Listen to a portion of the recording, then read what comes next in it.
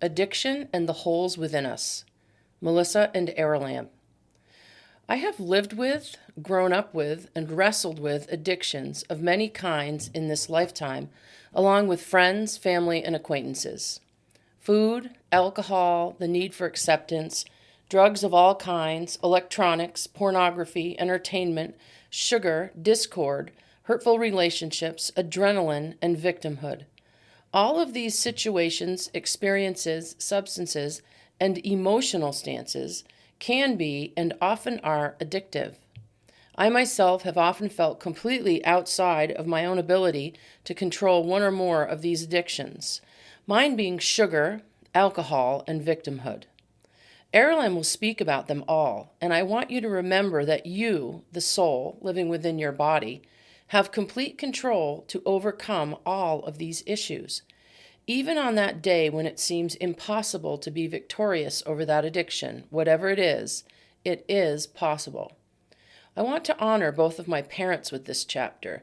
Sally Crocker and Charlie Gates were kind enough to teach me many, many lessons on addiction within their short lifetimes, and I'm thankful for that and them. I dedicate the following chapter to them, their struggles, their triumphs, and tragedy. The love they gave me, which was all engulfing, and the journey they shared with me for better, worse, and every possibility in between. Addiction. Devotion to, dedication to, obsession with, infatuation with, passion for, love of, mania for, enslavement to, powerlessness in the face of, no matter the consequence, an activity which is to the detriment of the person's life, health, and emotional well-being. Webster's. Melissa. This chapter, above all others, has been the hardest for me to write. I have avoided even starting it for months now. I have found every possible reason not to sit down and write this chapter. Some of the reasons are as follows. Doing the dishes, cleaning, show-holing, multiple dramas on Netflix while eating mass quantities of any kind of sugar I could jam into my mouth, overscheduling myself to the point of exhaustion with a myriad of less important issues, activities, and needs of myself and others. I have been practicing all of these avoidance and procrastination skills in order to not find out what Aralamb is going to say about addiction and in order not to feel whatever is going to come up for me around this subject. You might ask yourself why at this late juncture I, even with my relationship with Aralamb, am still able to practice this kind of wasting of time. Well, it's the free will, my friends. Free will allows all of us, me included, to engage in minutes, days, weeks, years, and even whole lifetimes of unbroken time wastery while avoiding the growth, healing, and fear of just choosing differently, going through the pain of the lesson, and coming out the other side of the issue with a fully healed heart, body, and soul. It's really that simple. You cannot and will never be forced to grow. You must decide to grow and choose that path of your own free will. For whatever reason, I, like everyone else, have spent some time in the tail-chasing activity of avoidance and procrastination. I certainly know better, but still don't do better sometimes. So for the last couple, or to be honest, 3 months, I've been seeking out 324 reasons why I can't or don't have time to sit down and get the hell on with it already. When I think of all the stupid energy it has taken out of me to just keep avoiding the writing of this chapter, I could have had it done 2.5 months ago for frig's sake. If you can give me a few more seconds of your precious time, I will tell you that to write this chapter lays open some of the most difficult places in me, tears off some of my oldest scars, and really just lays bare a lot of what my lessons for this lifetime have been. I know that so many millions of fellow humans are wrestling with these issues right now, and so I will share my experiences and Aralamb's thoughts on the subject so that maybe one more person can shake off the shackles of addiction. Or conversely, at least understand someone they love who wrestles it. Aralamb tells me it is fully a choice, and that if you allow your soul to have complete control of your decision-making process, addictions will have no power over you, period. I understand this in theory, and I know intellectually at least that it's true, but for me personally, that knowledge often does not stop me from eating one more donut behind a closed door at a party when I have already had four, or finishing the cheesecake of a stranger at a party because I could not seem to stop eating it. In the words of a fine young friend of mine, you can't not eat that shit. My addiction. When I was a young girl, maybe 6, I was so terrified all of the time that I began to use sugar and food in general as a way to feel okay. I was not even looking for a way to feel great. I just began to understand that when I was eating anything very sweet, very sour, very salty, I was able to just feel okay. Somehow, when I was eating food, usually alone, it was like a cat licking itself over and over. You will see a cat purring, licking itself in a preening, soothing way.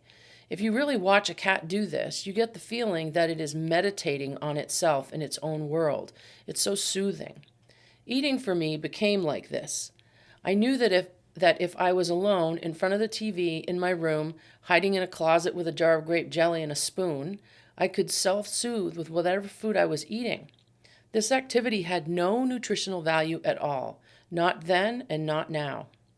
I have never met a person who emotionally self-soothes with a bowl of broccoli. Please correct me via email if I'm wrong, but cake crumbled over ice cream and washed down with a Coke is more like it for me.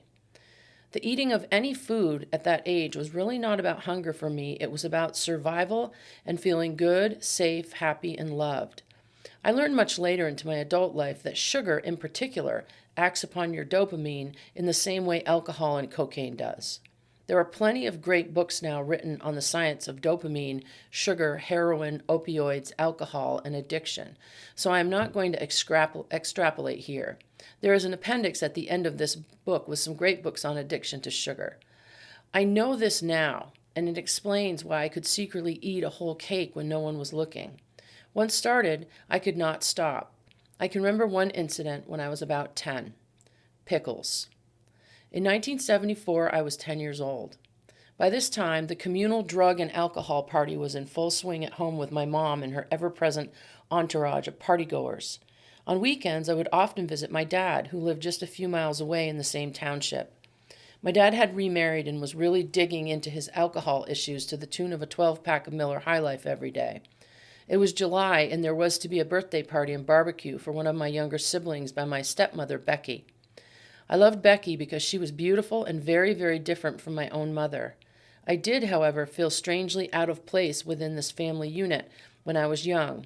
Probably because, honestly, I didn't remember ever having a family unit. I was just very uncomfortable and completely self-conscious about how I was supposed to fit in. Because of that, and the close proximity of my Grandma Patty's house and my cousins living within dirt bike range of my dad's house, I rarely stayed at my dad's in those years. I would get dropped off with my weekend bag, leave it in my room, and immediately head out to Grandma Patty's or my cousin's house, not to return to my dad's often until Sunday when it was time to go back home to my mom's. Looking back now, it really wasn't my dad or Becky. It was just me. I just couldn't feel comfortable. On that particular weekend, with the party planned, I was to stay at my dad's.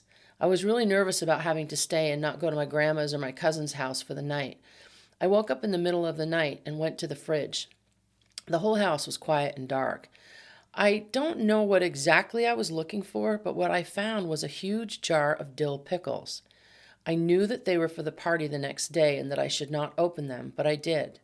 I remember distinctly standing in the dim glow of the fridge light looking at the oversized barrel shape of pickle jar. The glass was made to look like a big barrel with a white screw lid. I got them open, and to this day I can still smell the vinegar. It smelled like heaven to me. I took 2 pickles and put the jar back. I quietly took them to my bed where I slept at the front of the house and ate them in the dark under the blankets. In the next hour, I returned to the fridge over and over, eating all but 2 of those pickles.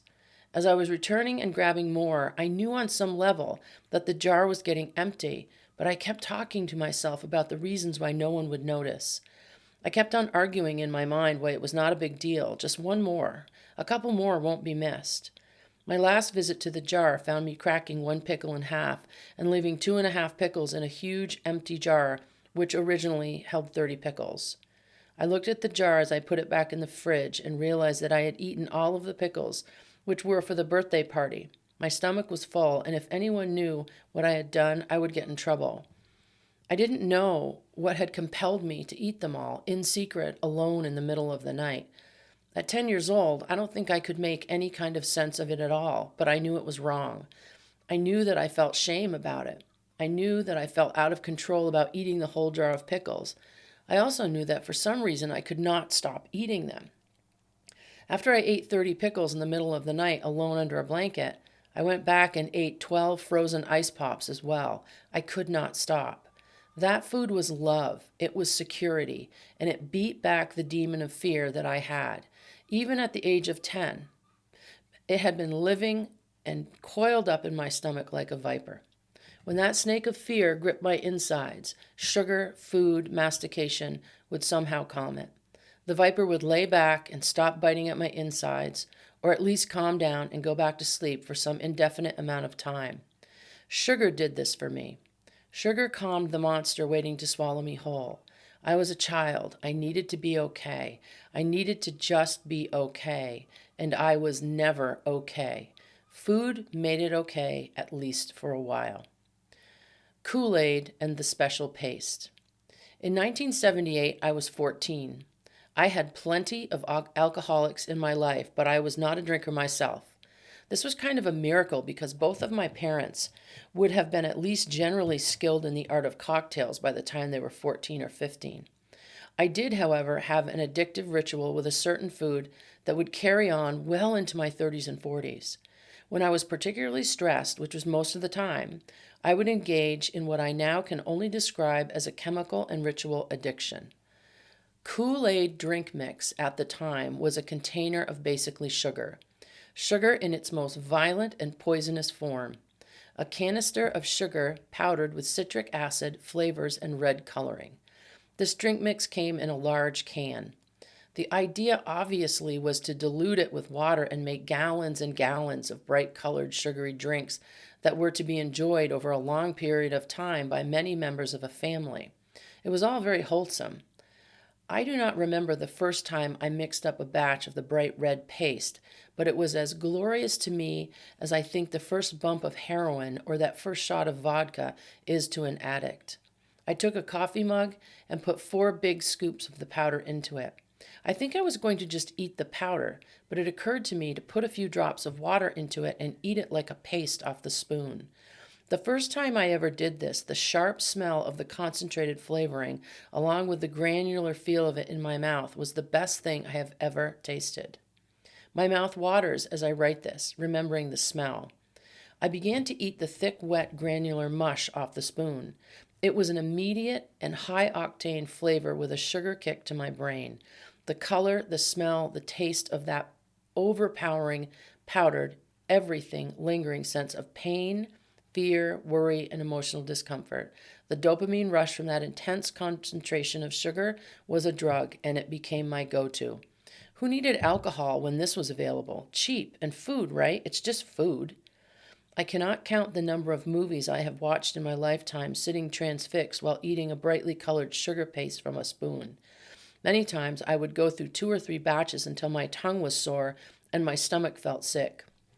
As I moved into adulthood, I would use this self-soothing addiction any time life got stressful, which it often did. I always felt guilt, shame, and embarrassment about eating the paste. I could not stop eating it once I started, and would often eat it until it was gone or I felt ill. I became a connoisseur of just the right consistency of the mixture. The paste had to be a bit rough with just the right amount of water. Too much water and the paste lost its granular mouthfeel.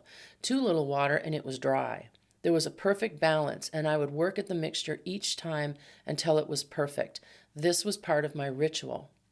My favorite drink powder was cherry Kool-Aid, but it would leave my mouth very red and it was very acidic. Later on, I found that Tang was a great alternative. It was a bit milder, sweeter even, and after all, Tang has vitamin C, right? It's good for you. I believe in my 20s, I was eating 3 canisters of Tang a week, which would add up to about 1,560 canisters of sugar in my 20s alone. I must have eaten 10,000 pounds of sugar paste over that time. In my late 20s, my father had died of heart-related alcohol problems, and I decided that the Kool-Aid Tang addiction had to stop.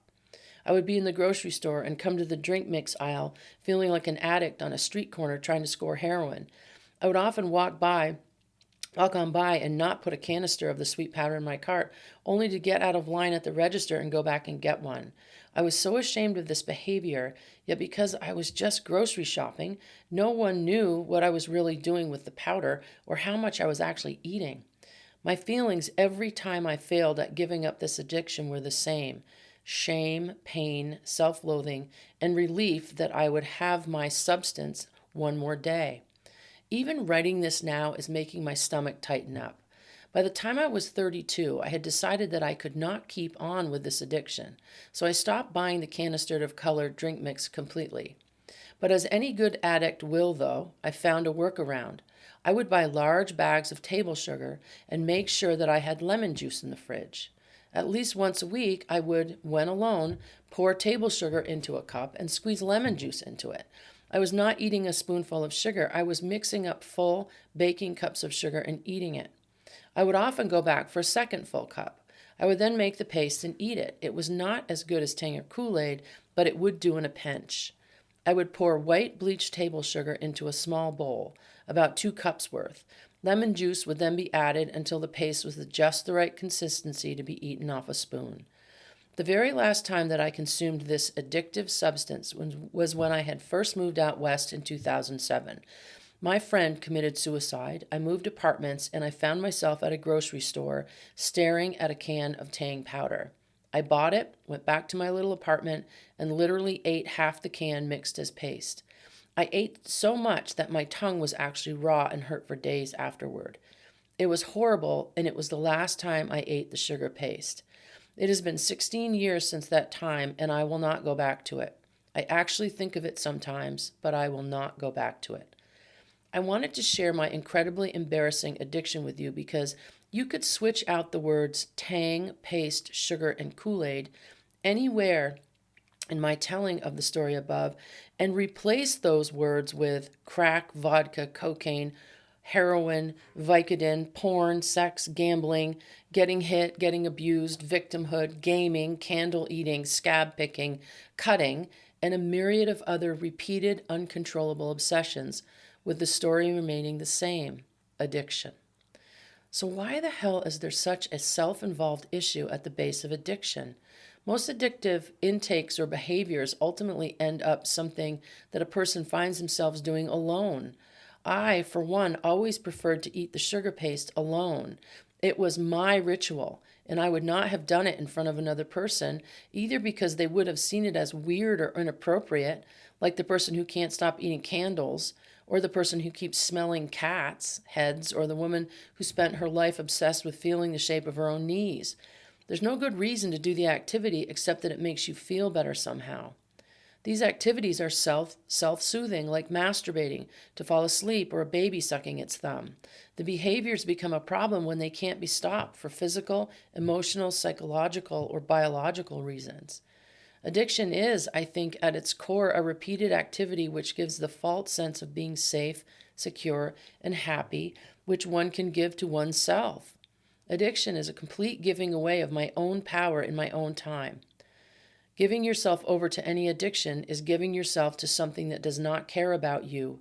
Addictions become our closest friends and lovers who will never leave us, yet the addiction cares nothing of our demise. It sounds obvious to anyone, but an addiction is not our lover or our friend. It is the hole with no end into which your soul falls to be broken. It was heartbreaking to come to this realization for myself and my loved ones. It is, however, the only way to break the addictions. See them and know that you can walk away. To this end, Aralamb would like to speak on the subject. Aralamb on addictions and the human soul. Addiction is, at its most basic energetic system, a decision, a choice. Humanity on your planet at this time is trying to abdicate the choice and free will aspects of addiction in order to classify addiction as something that a human is a victim of. Humanity is not a victim to any emotional, physical, psychological, or chemical addiction. Addiction is within the full use of a human's free will right to choose to direct the soul's energy fully into a practice which supports a constant negative outcome for that soul. Choice is at the base of all addictive behaviors which are negative in nature. All addictive behaviors that the Creator God would deem as having a negative effect on the soul's forward progress are engaged in so that the soul avoids painful lesson experiences. By way of the addiction, the soul literally chases its tail for whole lifetimes in some cases in order to avoid the very lessons the soul came into the lifetime to experience. I am in no way negating the organic fact that a human body can and will become chemically dependent upon substances and behaviors. I am stating, however, that this fact does not negate the all-powerful tool of choice. Positive free will rendered consistently over time will, without fail, kill and eradicate any and all negative addictions and compulsions. This rule is in place concerning chemical, physical, physiological, compulsive, and all other addictive behaviors which become negative to the soul and its growth during the lifetime. Melissa listed above a large group of substances, activities, and behaviors which can become addictive to the body and mind of a human. There are an uncountable number of activities which can become addictive to humans within the creation. Any substance, activity, or emotional stance can become negative when and if that activity is repeated and is given importance to the mind and the soul above all else within the lifetime. Addiction and the masking emotions. Masking emotions are any and all of the negative emotional conditions within the human spectrum in which a human will engage in addictively to mask or avoid the most basic negative emotion in the human lexicon, which is fear. Fear is, in its most basic form, is the emotion that all other destructive emotional addictions rest upon or seek to mask. Emotions within the human experience are powerful in daily life because the power which is resonated with those emotions interacts directly with the dark matter fabric. Negative emotional states, when addictively adhered to, will manifest more of themselves within the dark matter fabric, just as positive emotional states will also manifest. A human's future possibility arc will be affected by those negative addiction emotional models as well as through the DMF.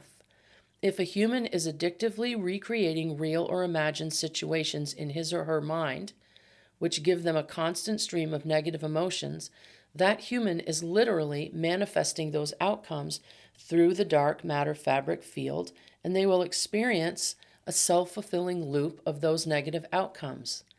Because the human emotional field is so powerful, to become addicted to anger, jealousy, victimhood, shame, hatred, sorrow, and fear will begin to manifest in very destructive ways.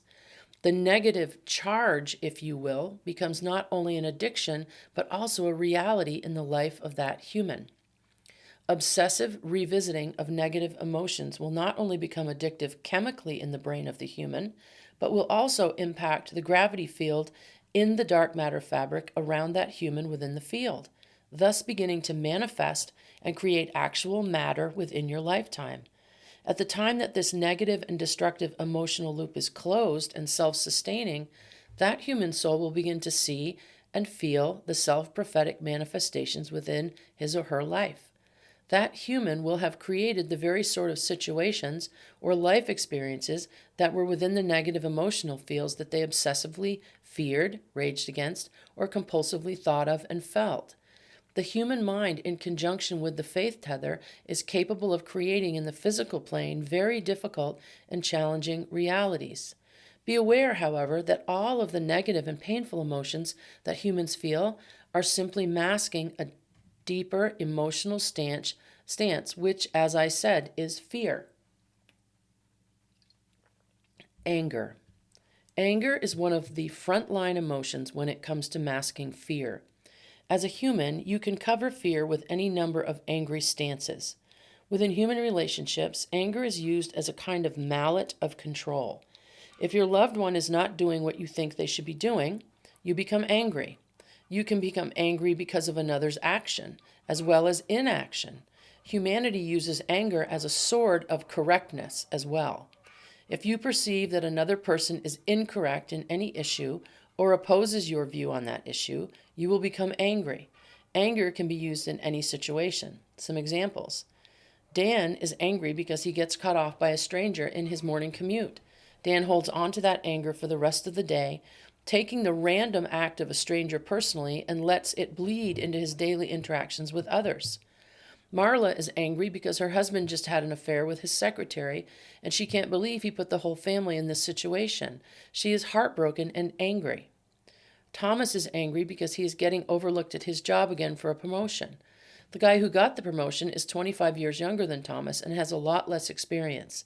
He is angry. He is always overlooked. It's just the way things go. Beth is angry because her brother is always the favorite in her family.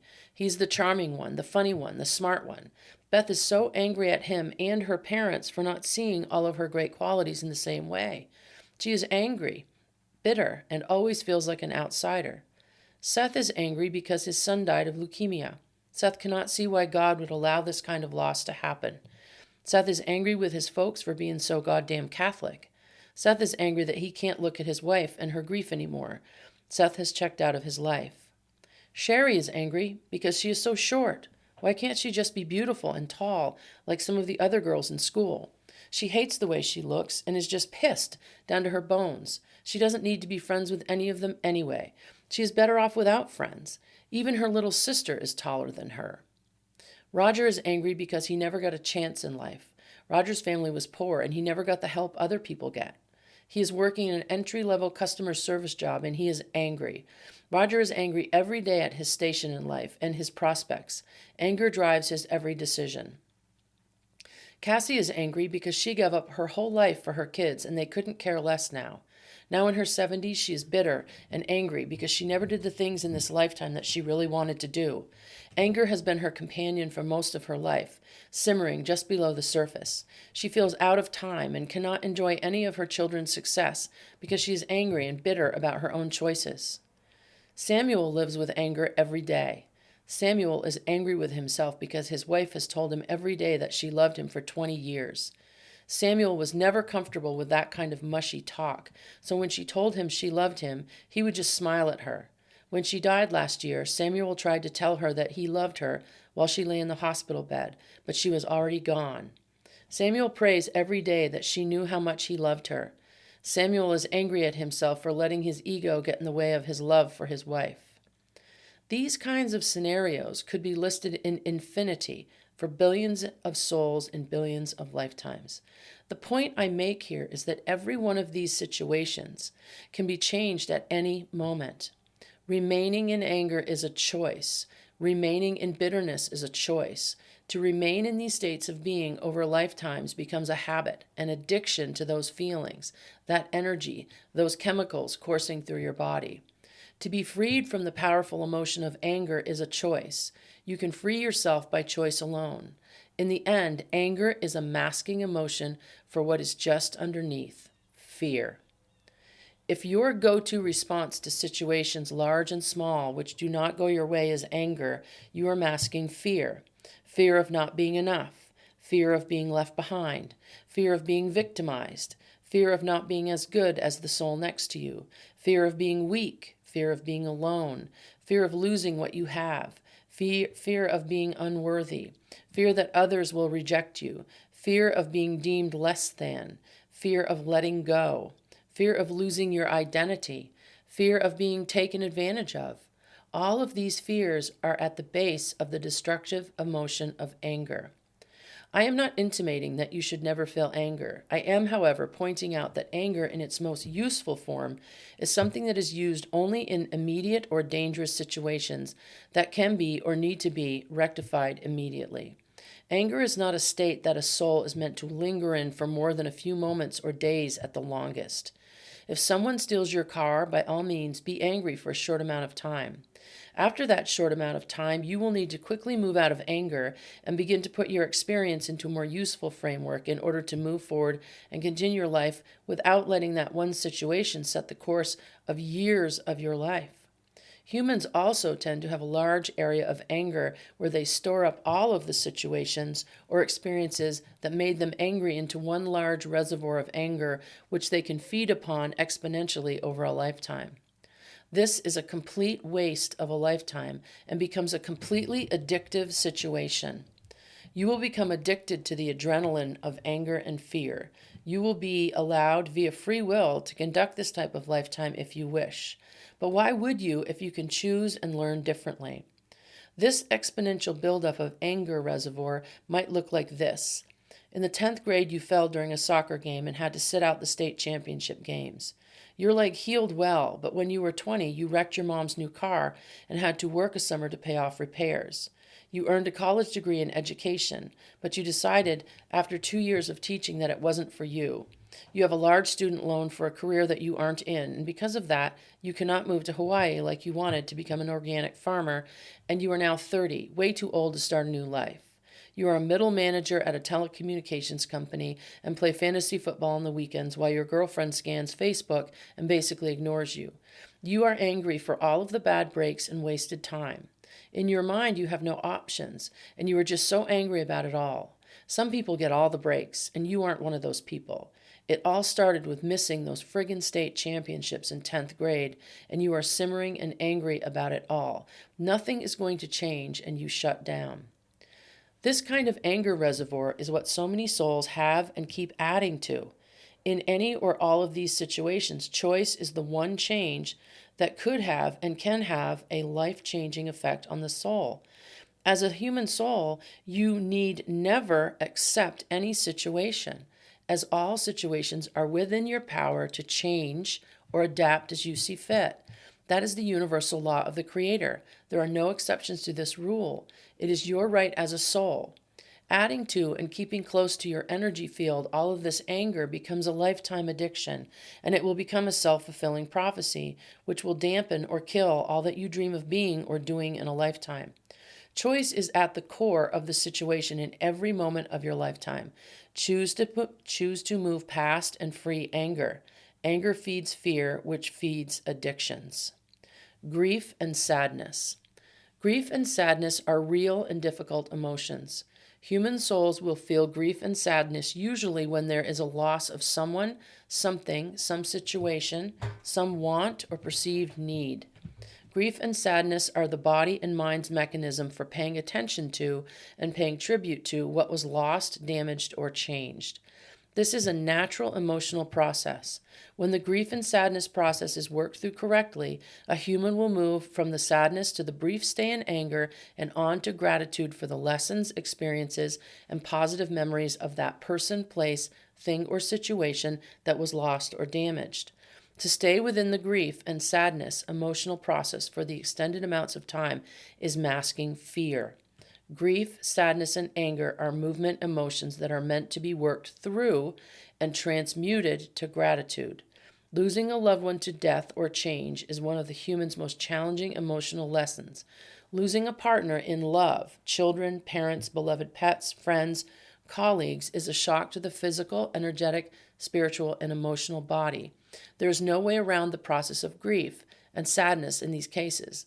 A human soul must work through these emotions and eventually come to that healing and release place of gratitude for what was experienced and the knowledge that nothing and no one is actually lost. I want you to remember that I'm framing all of this information on emotions, addictions, and the holes within you in the framework of the lobby. When you lose a person, pet, or any other sentient being, they will have moved on to the lobby where you will actually and literally meet again.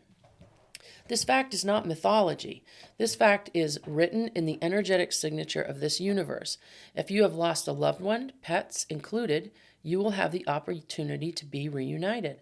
This Earth School is, at its most basic, an opportunity for you to grow and learn through blessings and challenges to the point where you see even the challenges as blessings in your journey. Grief and sadness are not to be added to your reservoir of anger. Moving through these emotions is true growth.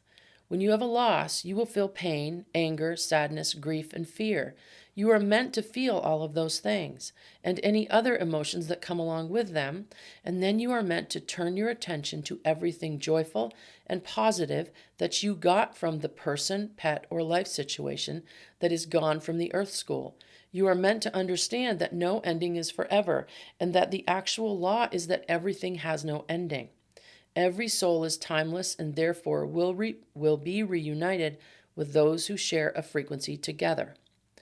Understand that every soul you come into contact with in the lifetime you are living will be made whole to you again at the time of your crossing to the lobby.